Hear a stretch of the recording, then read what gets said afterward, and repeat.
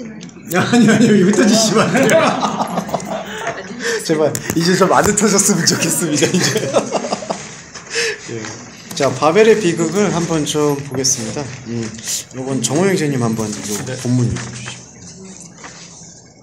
노아의 후예들 속에서 하나님을 향한 반역과 오욕의 모습을 보이는 함의 후예와 그에 반해 선택된 존재로서 세상과 구별되기 원하는 셈의 후예의 등장으로 분류됩니다. 이를 그리스도론으로 봤을 때는 한 존재 안에서 일어나는 하나님 대적자로서의 모습과 하나님을 섬기는 자의 모습의 출현입니다. 이렇듯 복음은 저주받은 함의 후예가 지배한 세상의 모습이 하나님을 대적하는 바벨의 모습으로 버티고 있음을 폭로함으로써 그것을 고발한 복음의 주체, 또 하나의 영적 톨레토트의 약속을 보여주는 것입니다. 이 약속을 다시 한번 분명히 보여주는 것이 바로 바벨입니다. 바벨의 비극은 하나님을 향한 인간 욕망의 현주소를 근본적으로 보여주는 사건이며 그 근본을 돌이키는 길은 그리스도를 통한 근본의 인식뿐이란 사실을 영적으로 입증합니다. 그런 맥락에서 교회는 욕망의 현주소를 근본적으로 자각하는 철저한 신앙행위, 고백행위를 통해 그리스도와 연합된다는 사실을 잊어서는 안 될 것입니다. 예, 여기 보시면은 저희가 10장을 지금 건너뛰었는데요. 10장은 그 족보의 장으로 알려져 있습니다. 그래서 여기 보시면 10장 8절에서 20절까지는 그 함의 후손들이 이제 누가 누구를 낳고가 연결이 됩니다. 근데 이 함의 후손에 대해서 지금 어떻게 언급이 되고 있냐 하면은요. 한번 성경을 확인해 보겠습니다. 10장 그 8절에서 9절을 한번 저기 권수영 선생님 읽어주시면 좋겠습니다. 8절에서 예, 8절에서 9절. 수가 큰 이곳을 낳았으니 그는 세상의 처음 연거리라. 그가 여호와 앞에서 특이한 사냥꾼이 되었으므로 속담에 이르기를 아무는 여호와 앞에 이므롯같이 특이한 사냥꾼이로다 하더라. 예, 여기 보시면 6절에서부터요.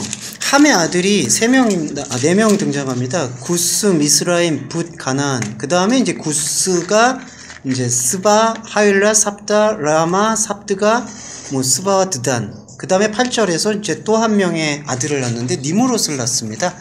근데 이 니므롯을 여기서 지금 보시면 영걸이라고 표현이 되어 있는데요. 이게 이제 그 기보르라는 단어인데, 거인이라는 뜻도 있고요. 또 하나는 좀 묘한 단어가 계속 자라난다라는 뜻이 있습니다. 그래서 예전에 그 브룩실즈라는 배우가 거인병이라고, 예, 그 단어가 요 히브리어에서 또 유래된 것으로 알고 있습니다. 그러니까 계속 자라나는 걸 멈추지 못하는 상태. 예, 예전에 지금 격투기 선수로 활약하는 그 최용만이라는 선수도 이제 고등학교 때 그 병이 의심됐다고 하더라고요. 계속해서 이제 자라나는 성장을 멈추지 못하는 상태. 그래서 여기서도 지금 니므롯이 그 영걸이라는 단어가 계속해서 자라나는 거인의 모습인데, 근데 그 자라나는 지점이 어디냐 하면 자라나는 장소가 세상 안에서, 세상이라는 단어는 땅이라고 번역됩니다. 땅 안에서 계속해서 자기 몸짓을 불리는 사람을 니므롯을 예를 들어서 저기 표현하고 있습니다. 특이한 사냥꾼이라는 단어도요, 이 특이하다라는 것은 잔인한, 강력한, 살벌한 그런 뜻으로 읽힙니다. 사냥꾼은 계속해서 뭔가의 목적에 피에 굶주려 있죠. 그래서 여기서 지금 나타내고 있는 바는 그 저번 주에 저희가 함의 저주에 대해서 묵상을 했지 않습니까? 함의 저주가 낳고 있는 모습이 마치 노아 시대, 홍수나기 이전 시대에서 보면은 그 네필이라고 표현되고 있는 거인들의 모습과 거의 유사하죠. 이게 바로 하나님의 상태에 결합되지 못하는, 예, 그 모습들을 여기서 표현하고 있는 걸 볼 수 있습니다. 예, 이게 함의 후예의 모습입니다. 그 다음에 보시면요, 이제 셈의 후예가 나옵니다. 셈의 후예는 나중에 예수 그리스도의 후손으로 연결이 되는 걸 볼 수 있어요. 셈의 후예는 어디에 나오냐 하면 22절과 25절에 등장합니다. 22절과 25절에서요, 25절 한번 읽어보겠습니다. 이것도 수영승님. 에벨은 두 아들을 낳고 하나의 이름을 벨렉이라 하였으니 그때 세상이 날이었으며 벨렉이 아우의 이름은 욕단이며. 예, 죄송한데 26하고 27절도 그냥 한번.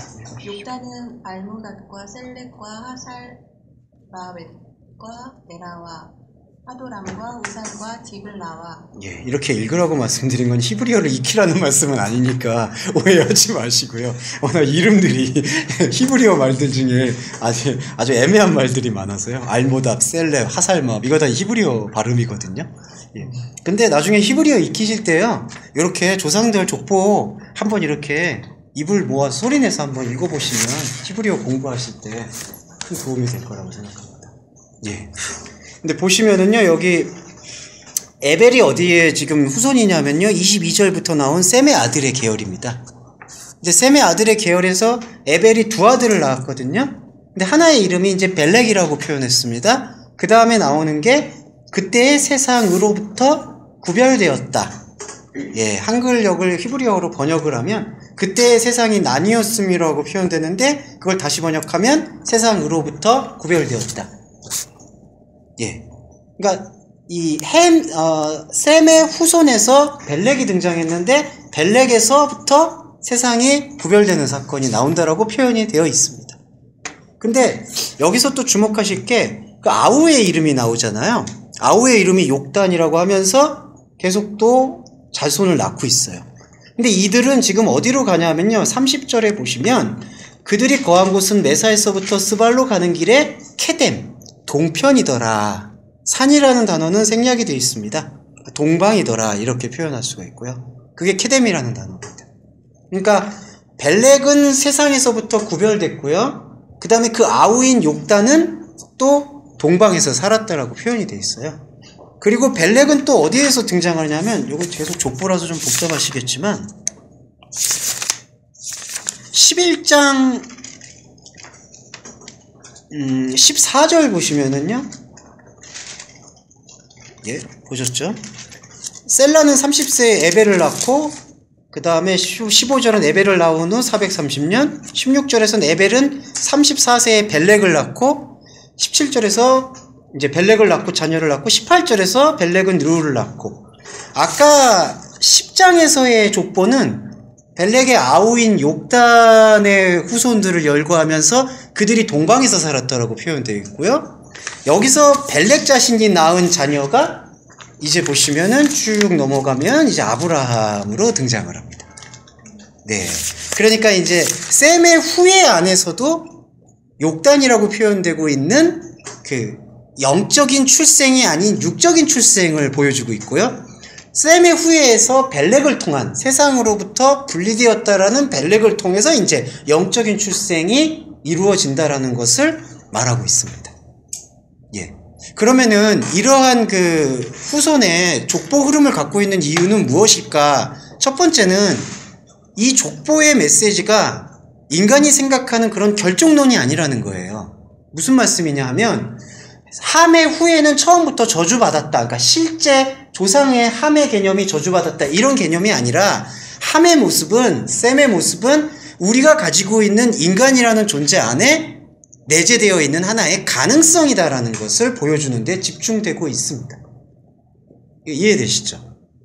쉽게 말해서 우리 안에 함이 존재하는 거고 우리 안에 셈이 존재하는 거고, 그래서 여기서 부연하고 있는 게, 예, 역시 집사님.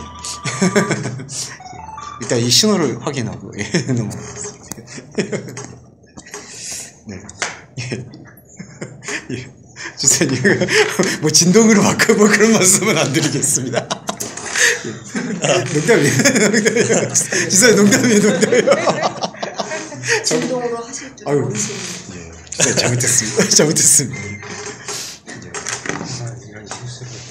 아이고, 집사님 농담이에요. 예. 그래서 보시면 아시겠지만 셈의 후예 안에서 예수 그리스도가 사실은 나오는 족보가 성립이 되거든요. 누가복음 족보를 보시면은 거꾸로 올라가면서 이제 아브라함 위로 때 올라가면서 올라가니까. 근데 셈의 후예 안에도, 그 셈의 후예라는 그 내부에도 욕단이라고 표현되고 있는 또 하나의 육적 출생이 존재한다는 것을 하나의 장치로 딱 여기다가 포진을 해놓은 거죠. 예. 그러니까 처음부터 함의 후예가 결정되고 셈의 후예가 결정됐다. 그 결정에 대한 생각은 인간의 생각이고요. 하나님은 당신의 뜻을 창세전에 예비해 두셨고, 근데 그 뜻이 펼쳐나가는 과정이 인간이 생각하고 있는 그러한 결정론의 틀에만 갇혀져 있지는 않다. 예. 그러면 저희는 무엇에 중시해야 되느냐? 바로 저희가 오늘 들려주고 있는 이 복음을 통해서 샘의 영적인 출생을 경험하는 게 중요하다. 그걸 좀 말씀드리고 싶었습니다. 예, 그게 이제 후회에 대한 일단의 내용으로 보았고요. 바벨의 비극은 이렇게 이해하시는 게 제일 중요할 것 같습니다. 이 바벨탑이라고 또 표현하는데요. 이 바벨의 말씀에 대해서 인식을 못하고 있는 존재는 본능적으로 계속해서 하나가 되려고 하고 있어요. 근데 그렇게 하나가 되려고 하고 있는 것이 하나님을 대적하는 행위라는 것을 깨우치지 못하고 있는 상태인 것이죠. 그러면은 반대로 이 바벨탑에 대한 말씀을 우리가 우리의 마음속에 이제 체화라고 표현하죠. 말씀의 몸이 되는 몸에 체화시키면은 내가 흩어지는 것이, 나의 자아의 생각, 인간의 생각이 흩어지는 것이 하나님의 관점에서는 하나가 되는 것이구나. 그 복음을 발견할 수가 있게 된다는 것이죠. 근데 그러한 흐름에 대한 인식을 말씀을 통해서 그 하나하나를 밟아내지 않으면은 나는 지금 입으로는 하나님을 경배한다고 이야기할 수 있고 하나님과 연합되었다, 하나님과 하나라고 얘기할 수도 있겠지만 그 말씀의 의미가 우리 안에서 풀어지지 않았으면은 우리 이 말씀은 권사님도 아시겠지만 살과 피잖아요. 피가 흐르잖아요. 근데 그 피가 멈춰 있는데도 내가 살아있다라고 주장하는 격이 되기 때문에 그러한 자아는 하나님이 볼 때는 죽은 자아이고, 그러한 자아가 하나님을 섬긴다라고 했을 때 섬겨 올리는 그 탑은 또 바벨탑일 수가 있다는 것이죠. 그러니까 우리는 열심히, 우리라고 얘기해서는 죄송합니다. 하지만 인간은 열심히 하나 되기 위해서 노력하고 욕구했고 그걸 당연한 것으로 여겼는데, 그것이 바벨탑의 의미에서 봤을 때에는 한 번은 허물어지고 새롭게 세워져야 될 것을 우리들한테 보여주고 있다는 것. 그러니까 그걸 말씀을 이해하고 공감하고 인식해야지 우리는 바벨탑을 쌓는 일을 비로소 그칠 수가 있다는 것을 여기서 얘기하고 있습니다. 네. 여기서 간단히 코멘트 좀 해주시고 넘어가죠.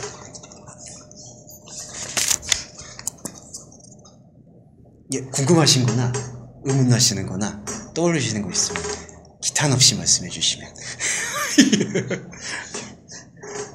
기탄 없이. 예, 기탄 없이. 정말, 아니, 죄송해요. 사모님 너무 기탄 없이 말씀하시면. 네, 아니요. 말씀해 주세요. 너무 기탄 없이 하니까 또 말이 쏙 들어. 아니, 사모님. 아니, 저는 기탄 없이라는 게 네. 어느 정도인지를 몰라서. 아니, 허물 없이 편하게. 네. 아니, 그 바벨이 네. 그 말씀에 대한 인식을 못하고 있는 거, 그게 본능적으로 하나가 되고 한다고 했잖아요. 네. 바로 지금 현재 정말 너무 죄송해요, 여러분. 여러분이 그래서 너무 죄송해요. 순간 그런 생각을 했어요. 기존 교회를 다 한 번씩 다 섬겼던 경험이 다 있잖아요. 제가 여기 앞에 있는 저 핸섬한 형제님만 제외하고, 왜냐면 이름이 순간 생각이 안 나서. 박성준. 예, 성준 형제님만 제외하거든요. 그래서 우리가 다 이렇게 동서말씀교회로 모였잖아요. 그 이유가 기존 교회의 어떤 말씀이라든가 그런 부분을 본질의 말씀에 좀 어긋났다 해서 어떻게 취지가 좀 더 본질의 말씀을 접하고, 그렇죠. 예. 네, 그 본질의 말씀 안에서 바로 하나님과 나와의 그 관계, 그걸 먼저 회복하고, 아니면 그 말씀 진리 가운데 좀 바로 서고,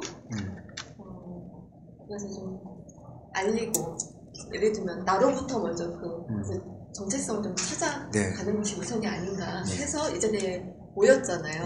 근데 제가 처음 동서말씀교회에 갔을 때보다 숫자가 더 많아진 것 같아요. 그러시죠. 지금 현재 오늘 이 자리가. 그러시죠. 예. 순간 그 생각이 들었어요. 그렇게 해서 모인 이 자리가 만약에 이 각 사람의 마음속에 각기 다른 생각을 만약에, 정말 너무 죄송해요. 각기 다른 생각의 마음을 갖고 있다면 그것이 그 바벨탑이 아니냐는 생각을 해봤어요. 예.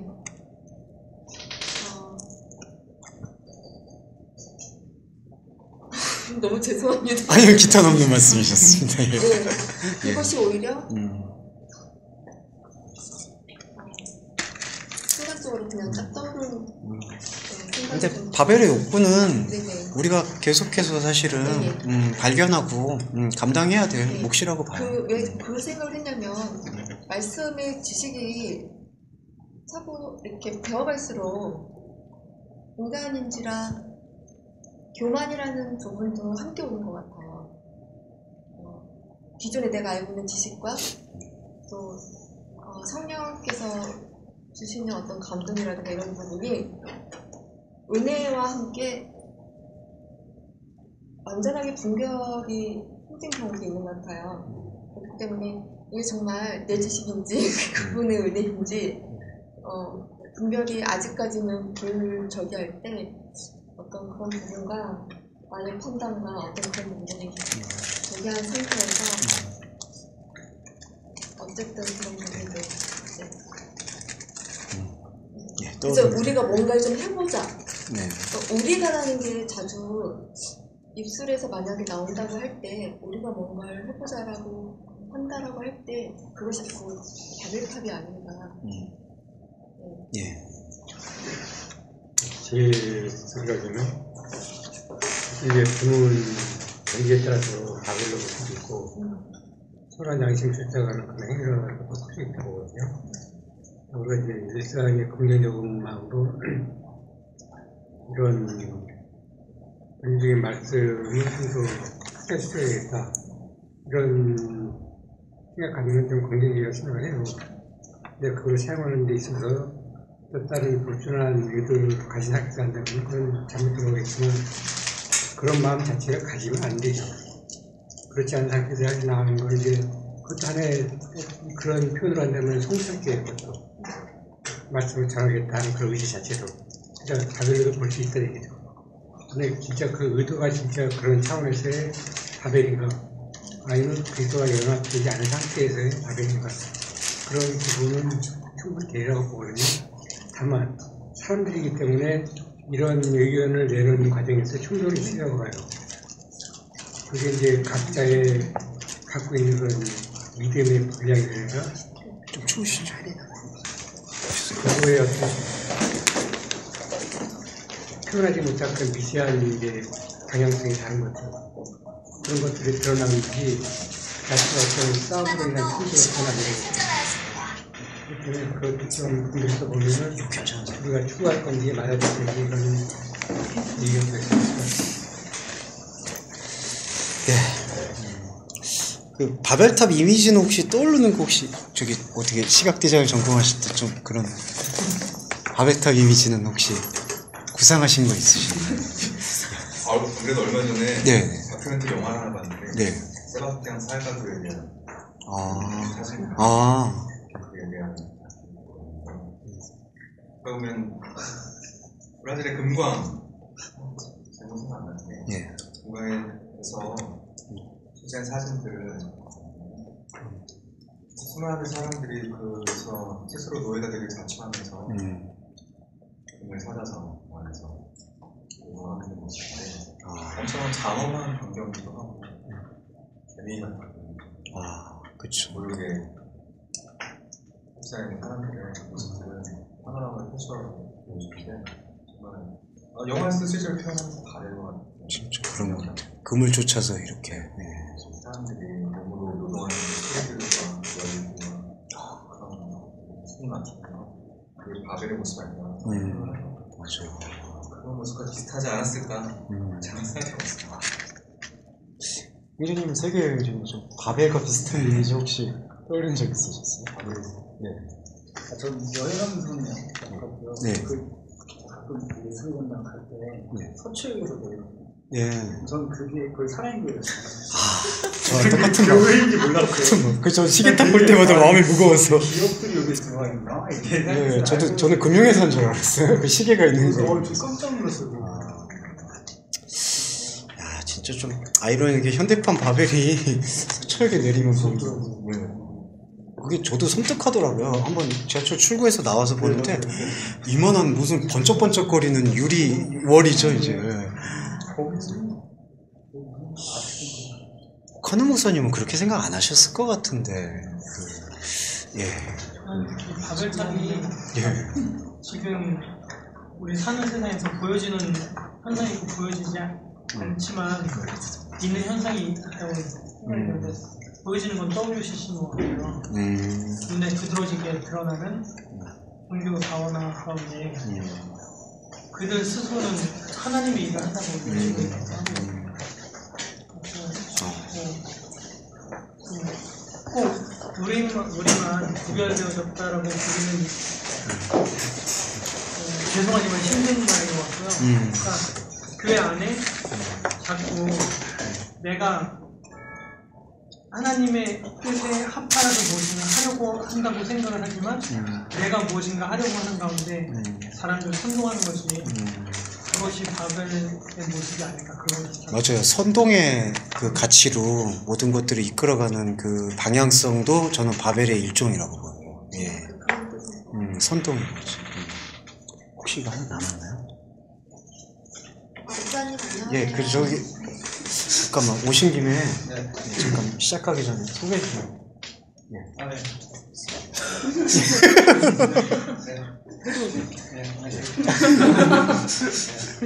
네. 가장 그 오래된 우서말씀교회에서 가장 오래된 신도고요. 최고 원로. 원로 신도고요. 교화가 안 되시는데. 교화가 안 돼. 원래는 되는데 올해는 되는 달라지지 않는 신도고 주입이 안 되는 신도고. 하여튼 고른 분이라고요. 잘 좀 부탁드리겠습니다. 예, 감사합니다. 우리 고시생님 잠깐 서 계세요. 아까 전하신 이유가 뭐예요? 아니 귀를 헷갈렸어요. 아 이게 오늘 지하철로 오셨어요. 피아노하고 예. 못 찾아서 피아노하고 고기를 갖다가 아이고 죄송해요 제가 말씀드릴게요. 아 그거 찾으셨어요? 저 93년 처음 뵈시죠? 아, 한 번 맞다. 아직 여기 안 돼. 하나 안 하시는데? 그리고 여기 박상준 선생님 처음 뵙셨죠? 자격증 공부하시다가 부랴부랴 제가 오시라고 그래가지고 예. 자격증도 중요하지만 예. 영적인 체험도 중요하다 그래서 제가 모시고 왔습니다. 네. 예, 카톡에 제가 협박을 했어요. 네. 네, 바벨탑에 대한 이미지와 생각과 뜻을 거의 지금 말씀에 나오고 있는 사건과 거의 매치가 되고 있습니다. 예, 그런 것을 한번 유념해 두시고요. 머리에 이제 자기 각자가 생각하는 바벨탑을 마음속에 담아 두시면서 오늘 좀 제가 이제 원전을 이제 이걸 사역이라고 표현합니다. 공인 본문을 이제 원전 의미에 맞게 재번역한 걸 예, 한번 같이 보시면서 짚어보시면 좋을 것 같습니다. 예, 1절로서 보겠습니다. 11장 1절입니다. 온 땅의 표현이 하나며 원인되는 말이 하나였습니다. 이거 한글역하고 잠깐 비교해서 보시면요. 한글역에서는 온 땅의 구음이 하나요, 언어가 하나다. 구음과 언어로 이렇게 구분을 했는데 뒤에 언어라고 번역되어 있는 게 여기 나바르. 죄송합니다. 제가 라바르라고 썼네요. 이게 다바르인데. 아, 라바르 맞네요. 죄송합니다. 예, 라바르. 예. 예. 다바르가 왜 나왔지? 아, 죄송합니다. 예, 이거 라바르인데요. 이 원인되는 말이라고 여기서 좀 제가 적었습니다. 원인되는 말에는 어떤 부분이냐면은 저번 주에 잠깐 말씀을 드렸는데 그 뜻과 표현. 예. 그러니까 여기 뒤에 지금 쓰이는 원인되는 말은 그 사람이 뭔가를 생각하고 있는 생각의 틀이라고 보시면 좋을 것 같아요. 그러니까 우리가 사람한테 이야기를 전달을 하잖아요. 근데 전달을 했을 때 전달하고 있는 것은 표현이고요. 그러니까 제가 이렇게 말씀을 드리고 있는 상태는 표현, 샤파흐, 여기서 모든 땅의 표현이고요. 그러면 제가 전달을 할 때에는 그 안에 어떠한 뜻과 생각과 의지를 담고 있잖아요. 그 생각과 뜻과 의지가 원인되는 말, 라바르라고 볼 수 있습니다. 근데 이게 하나예요. 근데 이 하나가 긍정적인 하나냐? 이 바벨의 이야기에서는 사실은 결론적부터 말씀을 드리자면 이 하나는 반드시 흩어져야 될 하나예요. 예. 이게 바로 인간이 갖고 있는 욕망의 하나입니다. 그리고 이 하나는 어디에서 기인을 했냐면 창세기 그 3장에 보시면 여기 3장 7절에 제가 읽어드리겠습니다. 그들의 눈이 밝아 자기들의 옷이 벗은 줄 알고 무화과 나무 띠를 둘러서 하나의 고리를 만들었더라. 한글 번역에서는 그걸 치마라고 번역을 했죠. 근데 그거는 치마가 아니라 하나의 큰 연결고리. 그러니까 인간이 생각하는 하나입니다. 그러니까 이 관계도 저번 주에 그 컨셉과 표현으로, 마음의 뜻과 표현으로 묵상을 해보시면 여기 지금 원인되는 말이 하나가 하나님의 관점에서의 하나가 아니라 사람과 사람 관점에서의 하나.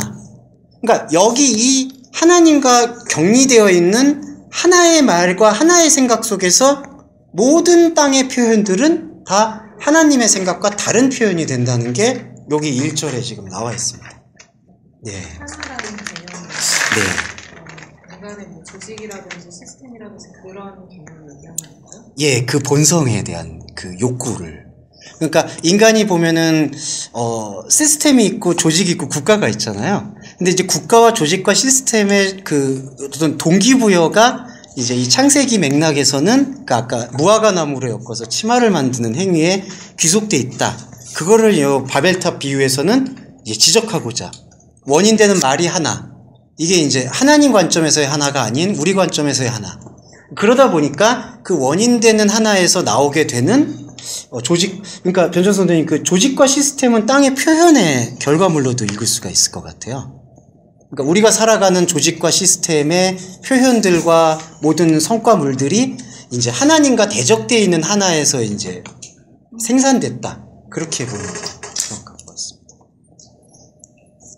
1절에서 시작은 이렇게 이미 어떻게 보면은 이 바벨탑 이야기는 결론을 조금 제시하고 시작하는 부분을 말씀하시는 것 같아요.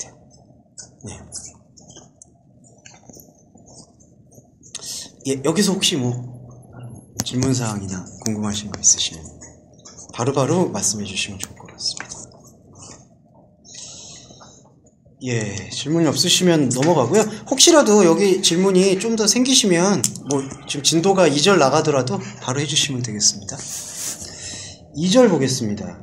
2절은 저기 오랜만에 보셨어요. 왜 그러세요? 겸손하셨네요. 그들은 동방 캐템을 향해 그들의 뿌리를 뽑아냈습니다. 그리고 시날 땅 안 산 사이의 골짜기 비크아후를 만나 거기서 머무르고 살기 시작했습니다. 자, 여기 지금 그들이 누구냐 하면은요. 10장 마지막 절에 홍수 후 이들에게서 땅의 열국 백성이 나뉘었더라라고 표현하고 있는 그 열국의 백성들입니다. 근데 그 열국의 백성들이 지금 어떠한 행위를 지금 여기서 나타내고 있냐 하면 이에 그들이 한글 번역 보시면 동방으로 옮기다가 이렇게 표현하고 있습니다. 동방으로 옮기다. 근데 이제 요 단어를 조금 조합을 해보면요. 동방은 케뎀이라는 히브리어고요. 동방을 향해 나샤라는 단어가요. 여기서는 옮기다라고 한글역은 되어 있지만 요걸 조금 더 근원에 주목을 해보면 뿌리를 뽑아냈다는 뜻입니다. 그러니까 그 분재 용어로도 이해하실 수 있으면 좋을 것 같아요. 그러니까 이렇게 하나의 뿌리를 이렇게 뽑아서 여기다 옮긴다. 여기서 우리가 볼 수 있는 의미가 있어요. 동방을 향해. 근데 동방은 욥기에서도 그렇고요. 온전히 보시면 아시겠지만은 동방은 인간의 시간을 대표적으로 나타냅니다. 해가 떠오르고 지는. 근데 인간의 시간에 지금 인간의 시간을 향해 동방을 향해 뿌리를 뽑았다는 것은 뿌리를 어디서부턴가 뽑아가지고 옮겼다라는 얘기거든요. 그러면은 뿌리가 뽑히기 전이 어디냐? 조금 복잡한 내용인데요. 동방의 에덴이에요. 그러니까 하나님께서 동방에 에덴을 주고 에덴 안에서 사람을 두고 그 사람에게 그 에덴의 가치를 일깨워라. 그 명령을 뭐라고 주셨냐면 동방 에덴의 중심에 있는 나무를 먹으라고 주셨어요. 아까 저희가 이제 원경험 이야기를 나눴을 때. 그러니까 우리는 동방을 살고 있잖아요. 근데 동방을 살아가고 있는, 그러니까 인간의 시간을 살아가고 있는 우리가 인간의 시간에서 머무러지는 건 아니라 인간의 시간 안에서 하나님께서 허락하신 그 계시의 장소가 있죠. 그게 바로 에덴이고 에덴에 있는 나무입니다. 그러니까 인간의 삶의 목적은 그냥 삶의 시간에서 인간의 시간을 그냥 소비하면서 사는 게 아니라 인간의 시간 속에서 하나님께서 말씀하신 그 약속의 장소, 약속의 뜻을 일깨워내는 거예요. 근데 여기서 보시면은 이 지금 부정적 표현은 이렇게 등장합니다. 그들은 동방을 향해서, 인간의 시간을 향해서 하나님께서 약속하신 그 에덴을 바라보는 것이 아니라 그 에덴에 대해서는 생각을 잃어버리고 그저 동방에 대해서 자신의 모든 뿌리를 이렇게 뽑아내서 헌납하고 있는 모습을 이 행간에 저는 담겨 있다라고 확신합니다. 예. 그래서 이제 그들이 동방으로 옮기다가 평지를 만나 거하고, 한글 번역엔 그렇게 되어 있는데요. 이 평지는 뭐냐면은 산 사이에 골짜기로 읽는 것이 조금 더 정확합니다. 비크하으가 그런 뜻이에요. 산과 산을 연결해 줄 때 보면은 이렇게 하나의 능선이 있고 또 다른 능선이 있으면 능선이 내려가고 올라갈 때 요 지점 있잖아요. 요게 등산하시는 분들은 이게 형제님 이런 걸 표현을 어떻게 하죠? 그 암벽 등반 형제님 전문으로 하시는 걸로. 예. 골짜기? 예, 골짜기. 예. 예. 전 뭔가 전문적인 답을 기대해. 아니요. 예. 요거 이렇게. 집사님 뭐 떠오르시는 거 있으세요? 지리산에 보면 이게 있다고. 이게 앞에 얘기를 잊어가지고요. 아, 예. 앞에 얘기를 못 들어가지고 이해를 못했다. 뿌리 뽑았다. 네, 그거 들었어요. 이게 그냥 간단히 말하면은 하나님께서 인간에게 존재 목적이 동방의 에덴에다가 뿌리를 내리셨는데 인간이 그 뿌리를 지금 뽑아버렸다라는 표현으로 지금, 예, 동방을 향해서 그들의 뿌리를 뽑아냈다. 그걸 그렇게 읽을 수 있다. 뿌리라는 거는 예. 하나님의 뿌리입니까? 인간의 뿌리입니까? 하나님이 이제 계획하시는 뿌리로 볼 수 있을 것 같아요. 근데 그걸 뽑아버렸더라고요. 하늘의 본 뜻을. 네, 본 뜻을 뽑아버려가지고 이제 동방에다가 지금 흘려버리고 있는 거죠. 근데 그거는 이제 인간들이 하나님의 뿌리라고 알 수는 없고. 예, 그렇죠. 뽑을 수도 없는 거였는데. 예. 뽑았다고 하는 거는 다른 의미가 있을 거 아니에요? 예, 그러니까 지금 우리의 상황을 설명해 주시기 위한 기능으로서 이렇게 말씀해 주시는 거예요. 그러니까 너희가 뽑혔다. 우리의 예. 일상이 예. 하늘의 근본을 지금 뽑아내고 있다. 네, 그런 예, 상황이에요. 그래서 이게 보시면은 로마서에서 그 접붙임 비유에서, 예, 뽑혀져 있는 존재에게 너희들이 뽑혀져 있었다라는 것을 다시 보여주는, 이제 그래서 가지에서 잘라서 원래 감람나무에 붙였다, 뭐 이런 비유들도 거기에 쓰임 받고 있습니다. 예. 예. 그래서 골짜기는 고집사님 예전에 뭐 비박도 하시고 뭐 산을 좋아하시는 거 같아요. 예. 옛날에 예, 옛날에. 지금 아니니까. 지금 별로 안 예, 예. 예, 골짜기는, 예, 그렇습니다. 예, 그래서, 근데 이제 제가 이 말씀을 드렸던 이유는 이 골짜기가 구약의 비유에서는 그 산당을 많이 산당 들어보셨죠? 그 이제 주로 우상을 숭배하는 장소로 알려져 있는데 그 산당이 위치하는 곳들이 다 이렇게 골짜기. 그리고 구약 표현 중에 아골골짜기라는 곳 들어보셨을 때 그 저주받은 자들의 피가 흐르고 있는 곳이라는 뜻이 있습니다. 예. 그래서 이제 이 골짜기가 갖고 있는 게 이 비크하라는 뜻이 평지라는 뜻만 가진 게 아니라 산과 산 사이에 이렇게 모여드는 곳. 그러니까 이게 자연적으로도요, 산 봉우리에서 제사를 드리거든요. 그럼 제사를 드리면 필연적으로 이방 종교든 예루살렘 종교든 뭔가를 잡아서 이제 죄송합니다, 희생의 피를 흘려요. 그 피가 다 이 골짜기 위로 들어옵니다. 그러니까 지금 이들이 어디에서 지금 머무르고 살고 있느냐? 그냥 단순한 평지 개념이 아니라 뿌리를 뽑아낸 결과가, 뿌리가 뽑혀진 결과가 지금 아골골짜와 같이 저주의 피가 흐르고 있는 곳에서 살고 있다라는 것이죠. 예. 그래서 이거는 조금 되게 경각심을 저희한테 일으키고 있는 구절이 아닌가. 이 단어에 원래 평지라는 뜻도 있는 거예요? 근데 이제 그 평지라는 뜻이 상대적 개념인 것 같아요. 그러니까 그 평지라고 했을 때는 사실은 이 평지라는 히브리어는 또 따로 있거든요. 그러니까 아예 그냥 평탄한 곳. 뭐 근데 사막, 황무지 그렇게 동일시되는데 여기서 이 비크하라는 뜻은 이제 산과 산에서 이제 그나마 조금 쉴 수 있는 곳이라는 뜻. 예. 그러니까 산은 다 이제 비탈길, 내리막길, 비탈길. 근데 거기서 비탈길과 내리막길의 사이에 이제 이렇게 그런 상대적 개념인 것 같아요. 번역을 이렇게 했을 때는 사람들이 살기 좀 편한 곳? 예, 약간 그런 의지로. 예. 예. 이렇게. 그러니까 신할 평지라고 했을 때 두 가지, 이제 변선 선생님 지적해 주신 것처럼 두 가지 의미가 있어요. 인간의 생각에서는 여기가 쉴만한 곳이라는 거죠. 예. 이제 여기서 여기 더 이상 오르막도 없고 내리막도 없고 여기에 머무르면 우리는 안전하게 살 수가 있겠다. 근데 이것이 인간이 생각할 때의 모습이었지만 결국 여기선 구약 전체 역사에서 저주의 피가 흐르고 담기는 곳이라는 의미를 담고 있다. 예. 그래서 신할평지에서 이제 정착하게 되는 모습이 그렇게 나타나고 있습니다. 전혀 하나님과 무관하게 네. 영적으로 죽어야 되는. 네, 그렇죠. 예. 그러니까 조금 죄송한 말인데 십자가 사건이 골고다에서 또 벌어지잖아요. 그것도 골짜기고 비크아우거든요. 근데 거기서 피는 계속 흐르고 있는 거예요. 참 이건 좀 잔인한 말씀이지만, 그러니까 예수는 우리를 위해서 죄송한 말이지만 지금도 계속 피가 흐르는 거예요. 근데 그 피가 흐르는 곳에서 살고 있는 거예요. 근데 우리는 뿌리를 망각하고 그냥 피가 흐르는 곳에서 계속해서 그 피를 그냥 담보 삼아서 살아가고 있다라고 지금 얘기가 될 수가 있습니다. 예.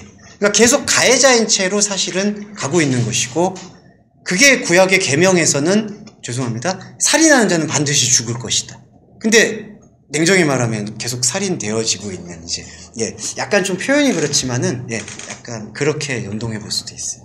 예. 우리를 뽑아냈다는 거를 네. 그러니까 그냥 하나님이 우리에게 네. 첫 시작을 알려주신 걸 잃어버렸다라고도. 예, 그렇죠. 이제 복음의 목적은 우리의 상실을 먼저 일깨워 주시는 데 있으니까 뿌리가 뽑혔음을 이렇게 이제 재구성해서 표현해 주신 것 같아요. 우리의 뿌리에 뽑혀 있음을 그들이 그들 자신의 뿌리를 뽑아내고 있는 현상으로. 결국은 그럴 수도 있잖아요. 결국은 우리가 스스로 예수 그리스도를 십자가에 못 박힌 죄인이라는 것을 자백할 수밖에 없는. 그렇죠. 이제 복음의 행동에는 거기에 이제 의미가 있어야 되겠죠. 근데 인간은 저도 느끼는 바고 저도 체감하고 있고요. 그걸 회피하고 싶어 하는 것 같아요. 그러니까 예전에 어떤 신학자가 이제 그분은 이제 어떻게 보면은 이제 종교적 이제 종교인이 돼버리셨지만 그렇게 고백을 하셨어요. 자기는 십자가가 싫다고, 잔인하다고. 근데 저도 잔인한 건 싫거든요. 전 느와르 영화를 좋아한다 뿐이지 잔인한, 전 평화주의자입니다. 진짜 오해하시면 안 돼요. 저는 평화주의자. 근데 그것이 우리가 외면할 수 있는 실상이냐, 그런 부분이 아니라는 거죠. 그래서 이제 히브리서에서 그 표현이 저는 되게 많이 와닿았던 게, 믿음은 바라는 것들의 실상인데, 이 바라는 게 두 가지 의미가 있는 것 같아요. 인간이 바라는 것이 하나님의 바라는 것, 인간의 바라는 것 뜻이고요. 하나님의 뜻이 있는데, 인간의 뜻을 가지고 추구했을 때 하나님 자신의 뜻을 보여주세요. 그럼 그때 어떤 현상이 일어나냐? 인간이 바라고 생각했던 게 모두 하나님을 지금 못 받고 있는 행위구나라는 게 발견되어지는 게 바라는 것들의 실상, 보지 못하는 것들의 증거. 그러니까 이러한 말씀을 묵상할 때요, 조금 더 부연드리면 중요한 게, 그러니까 내가 욕구하고 내가 생각하는 것을 기도하는 것은 제고되어야 된다는 거예요. 다시 생각해 봐야 되는 거예요, 사실은. 그러니까 모든 행동에 있어서 내가 이게 인간의 생각인가? 그렇게 계속해서 짚고 넘어간다는 얘기가 아니라, 근본적인 관점에서 나의 뜻이 아니라 하나님의 뜻에 돌입이 중요하고, 말씀은 그것을 증거하는구나. 그것을 말씀을 통해서 발견하는 게 중요하다는 것이죠. 그래서 바라는 것들의 실상은 내가 바라는 것들의 실상이라기보다는 나의 뜻이 하나님의 뜻과 충돌을 통해서 하나님의 뜻이 성취되어지는 그 실체가 바라는 것들의 실상이다. 그렇게 볼 수 있겠습니다. 여기서 오해하지 마실 거는요, 그러면 사람이 생각하는 모든 생각이 하나님의 뜻과 위배됐냐 반대됐냐, 그러니까 그건 또 수평적인 생각이에요. 사람은 계속해서 추구해 나가는 존재입니다. 그거는 일상생활에서 뭔가를 선택하고 나아가고 계획하고 이런 것들은 다 움직이는 거예요. 그걸 거부하라는 말씀이 아니에요. 중요한 건 근본적인 발견이라는 거죠. 그 부분은 조금 더 나중에 얘기하도록 하겠습니다. 그래서 2절에서는 지금 이 동방에서 지금 뿌리를 뽑아내 있는, 뿌리가 뽑혀버린 사람들이 살고 있는, 거주하는 장소에 대한 지적이었습니다. 자, 그리고 3절 보겠습니다. 3절은 저기 창원진 좀 읽어주시죠. 그리고 사람이 자신이 먹어치우기 위해 남겨놓은 형제에게 말합니다. 자, 우리가 이제 하얗고 투명한 것, 곧 벽돌을 만들자. 그리고 그것을 불로부터 불을 붙여 더욱 불타오르게 하자. 그리고 불태워지는 그것을 위해 돌을 위해 벽돌이 있게 하고 진흙을 위해 끓어오르는 그것을 바르게 하자. 자, 이 3절의 표현이 아까 말씀드렸던 뿌리가 뽑혀진 자의 고백입니다. 그러니까 이 3절의 고백은 11장 1절의 원인되는 말 라바르의 시조라고 봐도 과언이 아닙니다. 어떻게 지금 얘기하냐면요. 처음부터 좀 묵상을 할게. 한글 번역에서는 서로 말한다 이렇게 되어 있거든요. 근데 여기서 서로라는 단어의 히브리어는 레아입니다. 레아의 그 유래어가 라라는 뜻인데요. 제가 여기에 왜 이거를 먹어치기 위해 남겨놓은 형제라고 표현했냐 하면 레아라는 단어는 서로라는 단어의 의미가 혈육이라는 단어로 압축이 돼요. 혈육 형제입니다. 근데 이 레아라는 그 혈육과 형제의 단어는 어떠한 의미에서 유래가 됐냐 하면은 오늘 참 잔인한 얘기들을 많이 하게 되는데 이 형제가 식량의 개념을 갖고 있어요. 그러니까 이 히브리 개념과 이 당시에 있는 그때 고대 근동 지역의 문화는 가족이 식량이에요.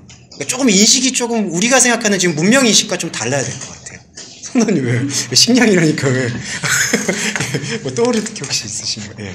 그래서 이 레아라는 단어가 형제라는 단어가요. 결국에는 자기가 먹어치워야 될 대상이 되는 거예요. 먹어치우거나 먹힘을 당하거나.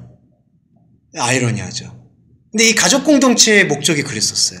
그러니까 이게 개념이 종족 번식의 개념들이 있는데 종족 번식의 개념의 하나도 그 궁극적 의미를 들어가 보면은 계속해서 이 내 집단을 내 요 환경을 유지하고 살아갈 수 있기 위해서 먹어치우지 않으면 안 되는 상태. 이 레아라는 단어의 의미는 거기서부터 유래를 했습니다. 제가 이 말씀을 여기서 왜 풀었냐 하면 서로 말한다라는 게 그냥 이렇게 서로 이렇게 주고받는 말이 아니라는 거예요. 그러니까 결국에는 내가 살기 위해서 누군가를 죽여야 된다라는 지금 이 구도를 서로 말하는 상황으로 압축하고 있는 거죠. 이거는 너무나 정확하게 오늘의 시대까지도 이게 연결이 됩니다. 사실 우리의 이 가족 개념이라는 게 희생의 개념과 말씀의 차원에서 그리스도인의 개념으로 각자가 하나님 앞에서 세워져 있는 존재들이 모여서 가족이 되고 교회가 되고 구성원이 돼야 되거든요. 그래서 한마음 한뜻이 돼야 되는데 그러한 한마음 한뜻이 이루어지지 않으면 안타깝게도 우리의 마음의 진정성은 정말 형제를 위하고 싶지만 내가 위하는 마음이 또 우리가 만약에 우리 공동체를 하나님과 무관하게 지키려고 하다 보면 다른 공동체를 해할 수밖에 없다는 것이죠. 예, 레아의 개념이 서로 말하는 개념이 지금 그렇습니다.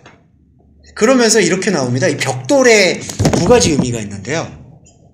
벽돌은 첫 번째로 돌과 진흙을 가공한 것이라는 의미가 있습니다. 돌과 진흙은 우리한테 그저 주어진 것이고 그저 있는 것을 통해서 우리는 생명의 가치를 깨우치는 것이 원래 그리스도론의 핵심이거든요. 근데 돌과 진흙을 지금 벽돌로 만들었다라는 것은 이것을 사람의 생각으로 가공했다라는 뜻이 있습니다. 벽돌이라는 단어는 이제 가공물이죠, 하나의. 또 하나는 여기서 이 레헤니의 벽돌, 가공된 생산물이라는 단어의 의미가 종교적인 의미로 들어가면요, 정결하다, 하얗다, 투명하다라는 뜻이 또 있습니다. 그러니까 참 이 아이러니예요. 그러니까 사람이 만드는 거잖아요, 벽돌은. 원래는 돌과 진흙이거든요. 근데 사람이 만들어낸 이 벽돌이 사람이 볼 때 하얗고 투명한 게 되는 거예요. 뭔가 제사를 드린 것 같고 뭔가 마음이 깨끗해진 것 같고, 그러니까 두 가지 의미가 이 벽돌에는 담겨져 있습니다.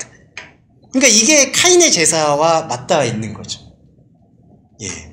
이미 처음 시작부터 자신이 먹어치우기 위해 남겨놓은 형제한테 말을 했고요. 그 다음에 벽돌을 만들죠. 예. 그래서 여기 보시면은 벽돌을 만들기 위해서 이 두 가지 의미가 사용됩니다. 한글 번역에서는요, 벽돌을 만들어 견고히 굽자라고 되어 있는데, 견고히 굽자라는 단어를 다시 풀어서 보면 이렇게 됩니다. 불로부터 불을 붙여 불타오르게 하자. 불의 삼위일체예요. 예. 그래서 이걸 히브리어가 샤라포 시르파인데, 먼저 불이 있습니다. 불이 끓어가지고 거기다 불을 더 붙여요. 그래서 더 불을 붙여가지고 그 불에 내가 아예 들어가게 하자. 그러니까 완벽한 불이죠. 근데 이 불이 어떤 불이냐, 어떤 불을 연상하실 수 있냐 하면은 바로 꺼지지 않는 불과 연동이 됩니다. 예, 욕망이죠. 그러니까 계속 불이 타오르는 거죠. 예.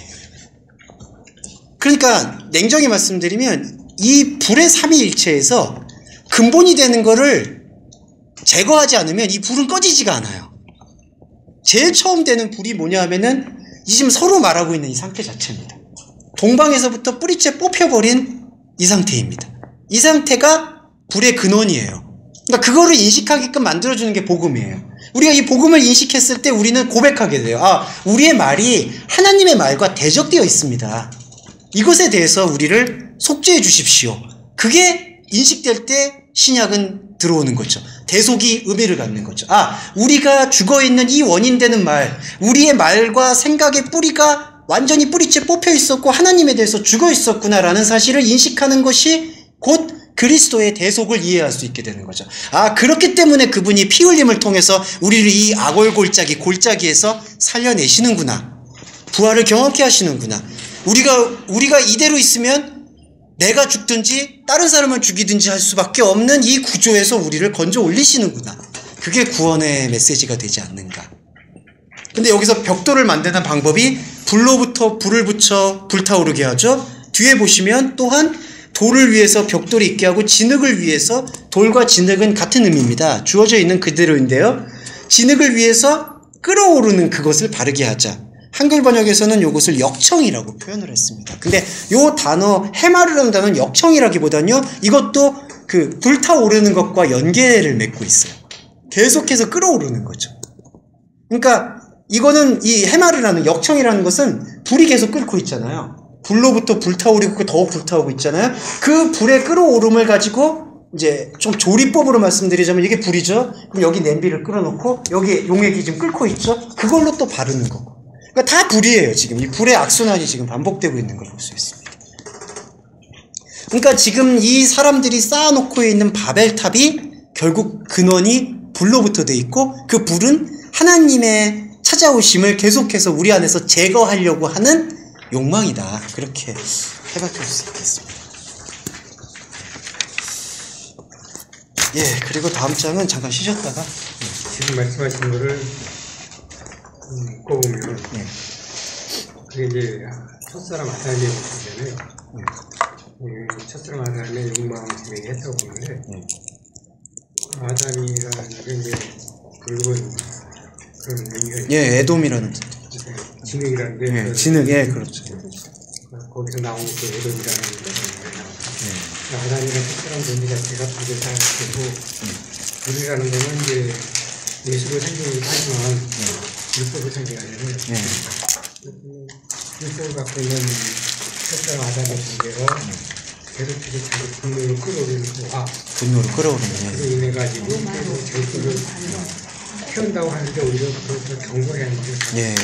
그러니까 태우고 싶어 하는데 완전히 소멸되지는 않고 계속해서 끌고 있는 거고 태우니까 안 떠지고 계속 거기서 이제 애쓰다가 계속 마지막에 꺼지 않는 그런 형태.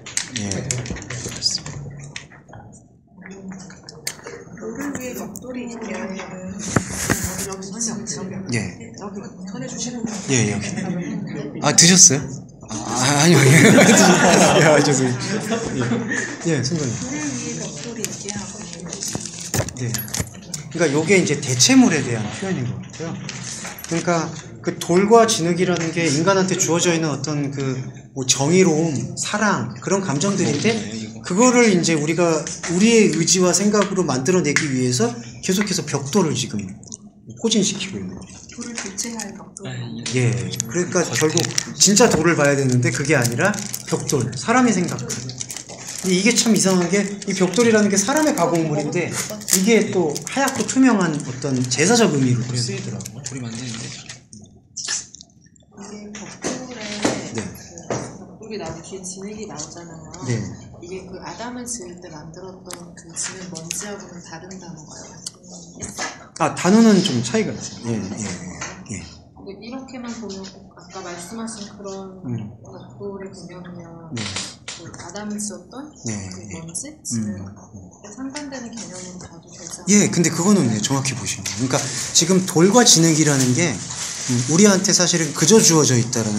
그러니까 저희가 아까 이제 칼럼에서 원경험 말씀드렸던 이제 돌이라는 건 또 이제 우리 안에서 사실은 새롭게 세워져야 될 반석 개념도 되고요. 근데 그게 지금 이제 벽돌로 지금 대치가 되어 있는 상황을 설명합니다. 4절 보시면은요. 여기서 4절은 한글 번역하고 거의 비슷합니다. 성과 강단을 세우자. 여기 한글 번역에서는요. 성과 대, 망대라고도 번역됩니다. 이게 막루라고도 얘기하고요. 제 작품 제목이기도 합니다. 죄송해요. 이렇게 책 홍보를 또 죄송합니다. 근데 이게 강단이라는 뜻입니다. 강단이라는 뜻은 이게 그 뭐 설교하는 장소라는 뜻도 있겠는데 그건 현대적인 해석이고요. 이건 제사 지내는 장소라고 많이 알려져 있습니다. 재단요? 예, 재단 개념에서 조금 더 이방의 개념이 차용됐어요. 그 얘기는 뭐냐면 아까도 말씀드렸듯이 그 골짜기에서 그 짐승의 피나 혹은 오늘 좀 내용이 과격한 좀 안 좋은 얘기인데 그 당시 이방 종교들이 인육 제사를 많이 드렸습니다. 가장 소중하게 여기던 가족을 희생시켜서 그걸 통해서 이제 그 공동체의 화합과 자연 환경의 안녕을 기원했던 것을 볼 수 있습니다. 샤머니즘이 아주 결정판이죠. 강단 미게다르는 이제 그런 의미가 조금 더 담겨 있습니다. 그러니까 유대교 제사의 제단만이 아니라 그건 미즈바고요. 이 미게다르는 조금 더 이제 모든 어떤 종교 행위가 일어나는 것. 그래서 그들이 성과 강단 그리고 여기서 이것만 좀 설명을 드리면 될 것 같습니다. 그것을 그 하늘 안 머리에 두어 이렇게 돼 있습니다. 자 4절 보시면 한글 번역에서는요. 성과 대를 쌓아 대 꼭대기를 하늘에 닿게 하자 이렇게 되어 있는데 이거는 이렇게 번역되는 게 중요합니다. 그것을 성과 강단을 하늘 안 머리에다 두자. 근데 이 해석을 잘 이해를 해보셔야 되는 게 그리스도의 복음의 관점에서 봤을 때 창세기 1장 1절 보시면요. 태초 안에 하나님이 하늘과 땅을 창조하셨다 이렇게 되어 있습니다. 근데 태초 안이라는 게 히브리어로 로시라는 단어고 머리라는 뜻입니다. 머리 안에 하나님이 하늘과 땅을 창조하셨다라고 하셨어요. 근데 여기서는 그게 바뀌됩니다. 하늘 안에 머리에다 두자. 결론부터 말씀드리면요. 여기서 말하고 있는 이 하늘은 사람이 숭배하는 하늘이에요. 그러니까 하나님께서 그리스도를 보내셔서 우리한테 새롭게 보여주실 새하늘 새 땅이 아니라는 거죠. 창세기 1장은 새하늘 새 땅에 대한 예표입니다. 머리 안, 이게 그리스도입니다. 그리스도 안에서 하나님은 하늘과 땅, 그 하늘은 어떤 하늘이냐? 이 땅을 품어주는 하늘이에요. 그러니까 그때 하늘과 땅이 신약의 의미로 들어가면 새하늘 새 땅이에요. 그러니까 하나님께서는 저번에도 말씀드렸지만 창세기 1장 1절은 모든 천지 만물을 창조하셨다는 것의 찬양임과 동시에 우리의 인간을 지금 뿌리채 뽑혀있는 죄된 속성에서 하나님을 이해하는 생명의 자아로 탄생시켜주시는 새하늘 새 땅의 약속이라는 거죠. 근데 여기서는 그게 아닙니다. 하늘 안에 머리가 있어요. 이 하늘은 땅을 품어주지 못하는 하늘이거든요. 이 하늘은 곧 우상이 넘치고 있는 하늘입니다. 수많은 신들이 살아 숨쉬는 곳이에요. 살았다라는 표현은 이제 하나님 관점에서 죽어 있는 거죠. 근데 인간이 볼 때는 살아있는 거예요. 그래서 이 하늘은 우상을 숭배하는 장소입니다. 여기 안에 머리는 우상의 대표가 되는 거예요. 그러니까 여기 이 하늘한 머리에다가 우리의 이름을 행한다. 그러면 이름은 뭐냐면요. 이름이라는 뜻은 자신을 대표하고 권력, 권자, 자기 표현 그런 모든 것들이 담겨있는 상징입니다. 근데 그 이름을 어디에다 지금 행하느냐? 하늘 안 머리에다가 행한다. 그리고 이 우상으로 섬기고 있는 하늘 안에다가 머리에다가 우리의 이름을 걸고 그 이름을 가지고 땅을 살아가자. 그러면 이 땅은 어떻게 될까요? 하나님이 말씀하시는 새하늘 새 땅을 만나는 게 아니라 우상으로 세워놓은 하늘의 머리에 사주를 받아서 땅을 살아가게 되는 거죠. 예. 그러니까 이 바벨탑이 얼마나 재앙이냐 우리한테. 예, 그거를 지금 저는 명확하게 보시지 않는가. 그러면서 이거에 대한 전환점이 바벨입니다. 5절에서는 야훼, 여호와죠. 여호와가 사람의 아들들이 짓고 있는 성과 강단을 보려고 야라드, 내려오셨다. 강림하셨다라는 뜻도 있습니다. 내려오셨다. 그러니까 이 내려왔다라는 표현은요, 주로 어떤 때 사용하냐? 하나님의 차원의 영역이 사람의 차원으로 들어오셨다. 그런 표현을 하고 있어요. 그러니까 하나님의 개입이라고 이해하시면 좋을 것 같아요. 그리고 저번에도 말씀을 드렸지만 엘로힘이라는 하나님은 우리가 비로소 찬양하게 되는 저 너머의 하나님 개념이고 여호와 하나님이 신약의 그리스도와 같이 우리 안으로 들어오셔서 우리를 대신해서 표현해 주시는 거죠. 그래서 보시면 알겠지만 노아 홍수 때도 여호와가 한탄하고 근심하고 엘로힘이 한탄하고 근심했던 표현이 아니라 여호와가 우리 인간의 감정과 표현을 빌려서 엘로힘 하나님에게 당신의 뜻을 전달해 주는 거죠. 같은 분입니다. 그러니까 이런 이해는 신약의 관점이 있기 때문에 제가 말씀을 드리는 거고요. 이건 구약 관점, 구약만 보면은 이해가 안 되는 측면이에요. 여호와라는 측면. 권사님 이해하시죠? 우리 저기 성주 성도님, 이 하나님이 엘로힘 하나님, 여호와 하나님이 다 한 분이셔. 예? 그냥 뭐 하나님이 세 사람이 아니라 뭐 이렇게 잘못하면은 처음 들으시는데 그렇죠. 말하는 여러분 이런 개념은 아니에요. 엘로힘 하나님도 따로 계시고 여호와 하나님이 따로 계시고 이렇게 들을 수가 있어요. 그러니까 이거는 직함의 차이라고 보시면 좋을 것 같아요. 형제님이 만약에 어디 사장님이다. 그럼 거기서는 사장님이 되는 거고 집에 들어가면 누구의 아버지가 그래도 이제 그런 성부, 성자, 성령 이렇게 한 분이시는 거 마찬가지로 그렇게 오해하지 마시라. 예. 형제님 오해하시겠습니까? 예. 그래서 내려오셨다. 이렇게 강림하셨다가 되고요. 16장 6절에서 보라, 족속이 하나로 있으며 표현도 하나로 있다. 그들이 이와 같은 행함을 시작으로 두고 있으므로 지금 이러한 악의 계획을 그들 자신에게서는 잘라낼 수가 없게 되었다. 그러니까 야훼 하나님께서요, 여호와가 우리 안으로 지금 들어오셔서 우리에게 우리의 지금 실상을 보여주시는 거예요. 예, 아까 내려오셨다라고 표현을 했죠. 그래서 야훼가 내려오셔서 우리의 마음과 우리의 생각의 지금 상태를 여기다가 이렇게 표현했습니다. 족속이 하나로 있다. 예, 이 족속은 뭐냐면요, 이방이에요. 이방이 하나로 있으면 안 되죠. 이방은 흩어져야 돼요. 왜 그러냐면 이방의 속성은 계속해서 시스템과 나라를 만들려고 해요. 하나님이 아닌 인간이 만든. 그게 이방의 속성이에요. 그러니까 아시겠지만 예수님께서 십자가 처형 받으시기 전에 어떠한 예언이 나왔냐면 목자가 양을 치리니 양이 모두 흩어지리라. 그러나 내가 너희보다 먼저 갈릴리로 가 있겠다. 갈릴리는 이방의 상징이거든요. 예. 그래서 여기서는 족속이 하나로 있는 게 바로 이방이 풀어지지 못하고 있는 상태. 그게 아까 원인되는 말이 하나로 있는 상태와 같습니다. 그렇기 때문에 모든 표현도 하나로 있다.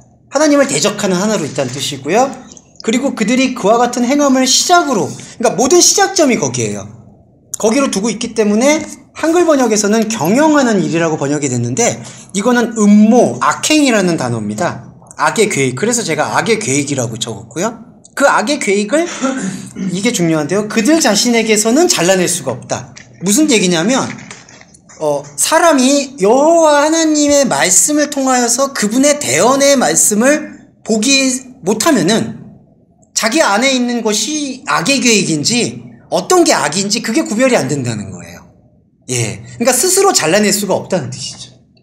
예. 그래서 7절에서 이제 은혜의 복음이 들어옵니다. 우리가 내려가야 한다. 지금 내려왔는데 또 내려오세요.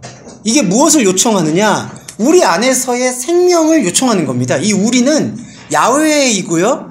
야훼가 우리 안으로 들어오셔서 우리의 상태를 엘로힘에게 전달을 해주시는 거예요.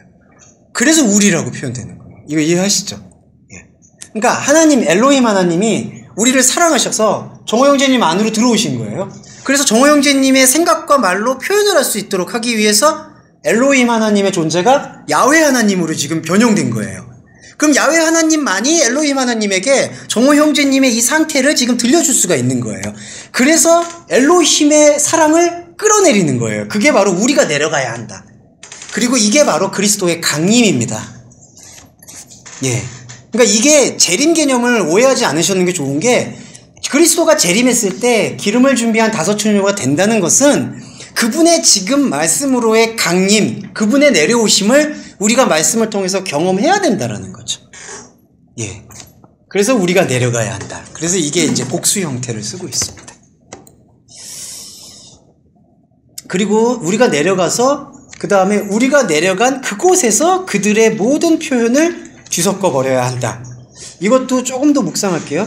그들의 한글 번역은요, 거기서 그들의 언어를 혼잡케 한다라고 되어 있는데, 혼잡케 한다라는 단어 마라를 조금 더 근원을 뒤집어 보면요, 섞는다는 얘기입니다. 혼합한다는 얘기인데요, 그 혼합의 목적이 중요해요.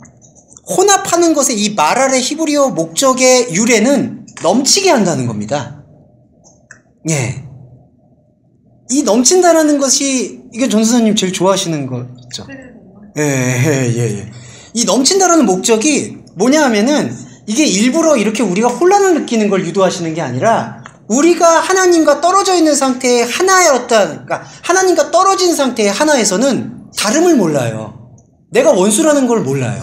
그거를 계속해서 섞어버려가지고 흩어내시겠다라는 그분의 의도를 볼 수가 있는 거죠. 그러니까 궁극적인 목적은 언어를 혼잡케 한다는 게 여러 가지 다언어를 말씀하신다라는 그런 기원에 대한 문명사적인 설명만이 아니라 진정한 우리의 차원에서 하나님의 차원으로 유월할 수 있도록, 넘어설 수 있도록, 넘쳐 흐르게 할 수 있도록 하기 위한 그 야훼 하나님의 강림의 목적이라는 것이죠. 예. 그래서 여기서 이 이유가, 그리고 그 목적이 뭐냐면 뒤에 적었습니다. 그들 자신의 원인되는 말을 자신이 먹어치우기 위해 키우는 자신의 형제가 듣지 못하도록 하자. 이제 이게 중요합니다. 아까는 내가 하나님을 모르고 있는 내가 누구랑 대화를 했냐면 나를 먹을지도 모르고 내가 저런 사람을 먹을지도 모르는 그 먹어치우는 형제한테 대화를 했어요.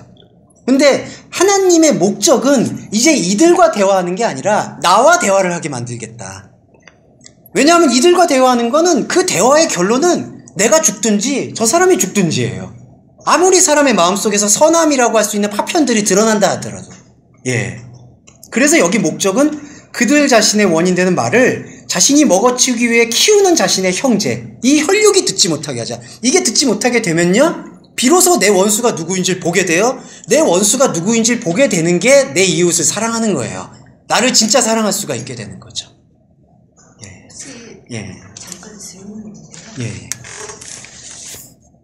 내 안에 그 원수 있잖아요. 예. 지금 동산의 그 형제가 계속 반복이 돼서 그러는데 네. 여기에서 이 싸움이요. 예. 네, 그 말씀 구절이 뭐죠? 그 혈과 육의 싸움이 아니고 예. 그 싸움 그 말씀 구절이 생각이 나는 거죠. 예. 그 혈과 육의 싸움도 마찬가지로 우리가 생각하는 영적인 싸움이 뭐 사단의 어떤 마귀 이런 싸움이 아니라 사실 그쵸. 우리 안에 벌어지는 내 안에 그렇죠. 또 다른 그렇죠. 나와의 그 싸움으로 저는 그렇죠. 그러니까 그 뿌리가 있어야 된다는 거예요. 예. 그러니까 그게 지금 사모님 잘 지적하신 게 혈과 육에 관한 것이 아니라는 게 그 보이는 것 안에서의, 물론 보이는 것 안에서 도덕적인 것을 행할 필요는 있죠. 근데 지금 말씀은 그걸 먼저 얘기하는 게 아니라 혈과 육이 아니라 우리한테 보이지 않았던 것에 대한 권세가 무엇이었는지 그거를 알기 위한 싸움이 바로 이제 영과 권세에 대한 싸움이다. 이제 그렇게 볼 수 있겠습니다. 근데 이제 말씀 자체는 네네. 에베소에서 그 말씀은 영적인 싸움으로 해서 이제 마귀와의 싸움 뭐 그렇게 써있잖아요. 그죠? 그래서 생각하기에 이제 또 말씀 자체가 없으면 이제 지는 걸로 그렇게 하면 되잖아요. 그러니까 말씀의 인식 자체가 없는 게 진다 안 진다의 개념보다도 그냥 뿌리가 뽑혀 있다는 것이죠. 우리는 깊이 지금 생각을 하고 말씀을 해주시니까 사모님 말씀이 이해가 가죠. 그래서 죄송합니다. 그러니까 이 말할의 목적은요, 혼합하겠다는 목적은 단순히 혼란스러워지는 게 아니라 진짜 들어야 될 것을 듣도록 만든다는 거죠.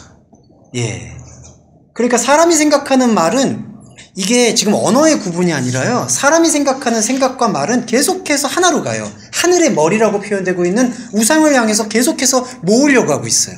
세계 현상을 봐도 그렇습니다. 사실 다 떨어져 있는 것처럼 보이지만 다들 하나의 목적을 향해서 계속해서 끌고 올라가는 거죠. 그러니까 그것이 우리의 욕망이고 우리의 생각이라는 것을 알려주시기 위해서 흩으셔가지고 형제가 못 듣게 하죠. 이때 형제는 이제 우리를 먹어치우는 형제가 되는 거죠. 포악한 탐식성을 갖고 있는 형제죠. 이제 이런 게 저번 주에 피채 먹지 말라는 그런 의미하고도 이렇게 연합해서 이해하시면 좋을 것 같습니다. 그리고 이제 마지막으로요. 8절에서는 야훼가 그곳에서부터 그들을 모든 땅 위에서 산산이 흩어내므로 비로소 성 쌓는 일을 멈추게 되었습니다. 근데 이제 요거 좀 말씀드릴게요. 7절에서 9절까지 뭐가 반복이 되냐면요. 7절도 보시면 우리가 내려간 그곳 보시고요. 8절에서도 그곳에서부터, 9절도 야훼가 그곳에서, 그리고 두 번째 구절이죠. 야훼가 그곳에서부터. 계속 그곳이 강조됩니다. 이게 어디냐? 이제 말씀하시는 자리라는 거죠. 예. 그거를 이제 저희 헬라 개념으로 다시 연동시키면 크로노스와 카이로스가 만나는 자리. 그걸 이제 헬라어로 호라라고 표현하죠. 때. 하나님이 말씀하시는 때. 예. 그러니까 이거 이제 그리스도론으로 좀 이해해야 돼요. 그러니까 우리가 내려간 그곳. 그러니까 하나님이 강림하신다는 게 하나님이 말씀하시는 장소. 예. 그러니까 여기 공간으로 여기를 얘기하는 것만이 아니라 이 영과 진리의 소리가 들리는 바로 그곳. 그러니까 그곳에서 우리는 우리의 형제가 안타깝게도 내가 그토록 끌어안고 있었던 형제가 내가 죽이거나 나를 죽일 수 있는 형제였구나라는 사실을 자각하는 거죠. 예. 이 자각은 절대적으로 필요합니다. 그래서 재구성을 해야 돼요. 그래야지 이 자각이 있어야지 정말 내 형제와 내 가족을 진짜 가족답게 사랑할 수가 있는 거예요. 안 그러면은 나의 어떤 마음과 나의 뜻으로만 가족을 사랑하고 사람을 사랑하게 되는 것이지 진짜 의미에서 그 사람을 사랑하게 되는 것은 아니라는 거죠. 복음의 측면에서는. 네. 그래서 그곳이라는 것이 이제 여기서 됐습니다. 그러니까 바벨은 두 가지 의미가 있습니다. 비극적인 의미에서는 하나님의 관점에서는 하나가 되지 못하고 계속 유리방황하는 의미가 되고요. 근데 이 바벨의 의미를 깨우치고 복음으로 받아들이는 자의 입장에서는 하나님의 의도를 파악하니까, 그러니까 흩어지게 만드는 이유가 단순히 그렇게 유리방황하도록 내버려 두시는 게 아니라 진짜 하나님을 만날 수 있도록 만들어주기 위한, 진짜 하나가 되기 위한 과정이니까 바벨은 깨우치지 못하고 있는 상태에서는 비극이요, 깨우침과 함께하고 있는 상태에서는 더 이상 두려워하지 않는 복음이 되는 거죠. 예. 그래서 그리스도인은 사실은 하나님이 아닌 인간이 세워놓고 있는 하나됨의 흩어짐을 두려워하지 않을 것을 우리들한테 요구하고 있습니다. 그리고 우리가 그것을 우리 의지로 꺾을 것이 아니라 그리스도의 말씀 행위라고 표현하죠. 말씀 예배를 통해서 이것이 더 이상 우리에게 두려움이 아니구나라는 걸 우리 마음의 표지에 확립하고 확증해 나가는 예배에 계속해서 노출됐을 때 제 칼럼의 제목처럼 황홀함을 체험할 수 있게 되는 것이 아닌가. 예, 그게 바벨탑의 전체적 내용이었습니다. 네. 7절하고 8절에 네. 넘쳐 흐르는 게 나오는데 넘쳐 흐른다는 게 인간의 욕구가 아니죠. 네, 그렇죠. 넘쳐 흐름은 이 마랄이라는 단어의 근본 동기고요. 최종적 결말. 그리고 그것이 넘쳐 흐르게 하기 위해서 섞게 하자. 그러니까 욕망은 섞게 하는 게 인간의 욕망이 뒤섞는 자리고, 넘쳐 흐르는 건 욕망이 넘쳐 흐르는 게 아니라 이렇게 인간의 욕망이 섞여버려서 더 이상 그 안에서 의미를 찾을 수 없게 되는 걸 발견하는 게 넘쳐 흐름으로 볼 수 있는 것 같아요. 자각할 수 있는 요인으로서 넘쳐 흐름이라는 단어를 사용하는 거예요. 예. 그러니까 요 넘쳐 흐름은 궁극적으로는 이제 부정적이라기보다는 이제 긍정적인. 예.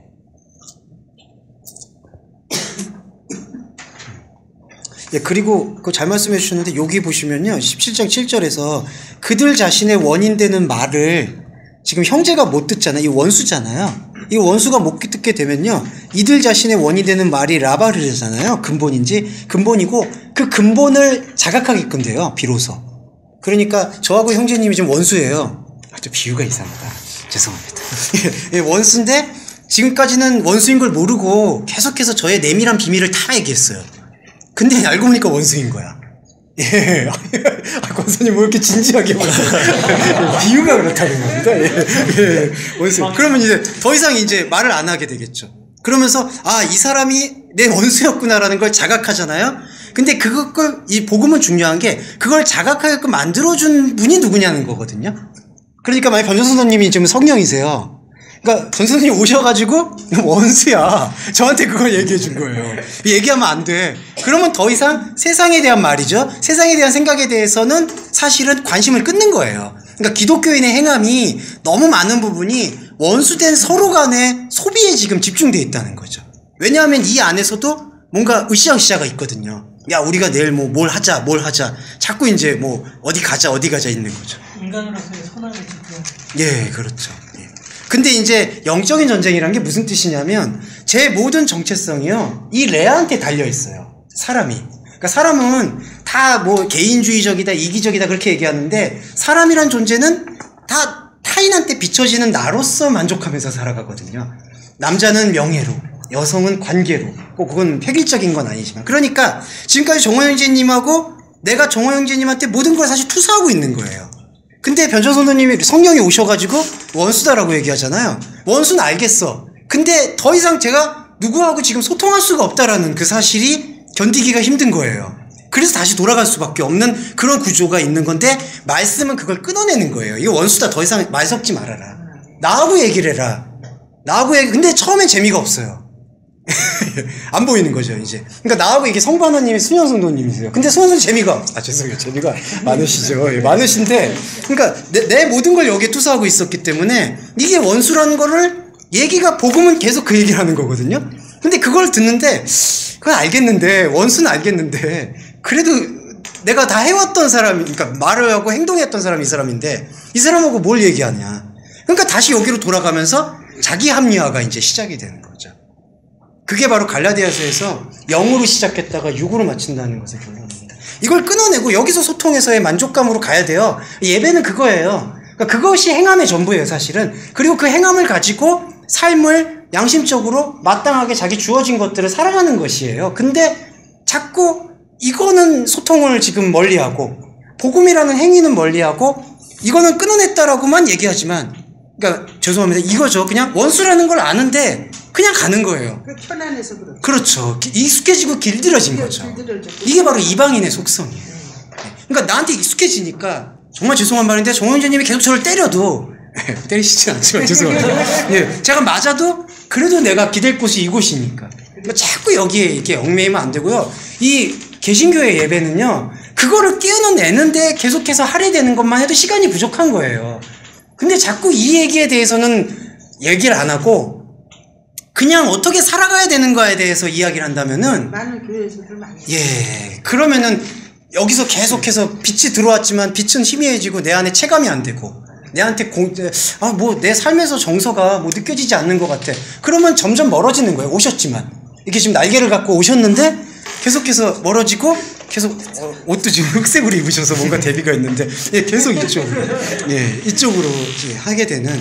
그래서 저희가 이제 복음을 보는 목적에 대해서, 예, 제가 조금 그런 부분을 좀 말씀드렸습니다. 내 안에 해서 되는 거죠. 예. 그러니까 우선순위가 거기서부터 시작하는 게 맞는 것 같아요.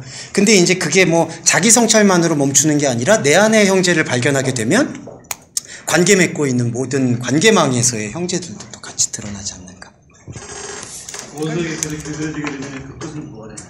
예, 그게 그냥 꺼지지 않는 불. 아까처럼 그 벽돌을, 그러니까 자기 안에 이 벽돌은 허상이거든요, 사실. 그러니까 집사님, 우리가 삶을 살면서 생명의 의미를 추구하고 살아야 되는 것인데, 그 생명의 의미 추구가 당장 와닿지 않는다 해서 계속 이 허상이라고 말할 수 있는 벽돌 굽기만 계속하는 거죠. 그러니까 평생 벽돌 굽다가 이게 인생이 마감되면 안 되지 않느냐. 제가 그런 취지에서 아까 예배 오시라고 말씀을 드렸습니다. 아니 제가 뭐 제사님의 자격증 공부를 뭐라고 있는 게 아니죠. 아니 죄송한데 오늘 자격증 공부에 몰두하시느라고요 지금. 목사님 죄송해요. 목사님 웃지 말고. 네.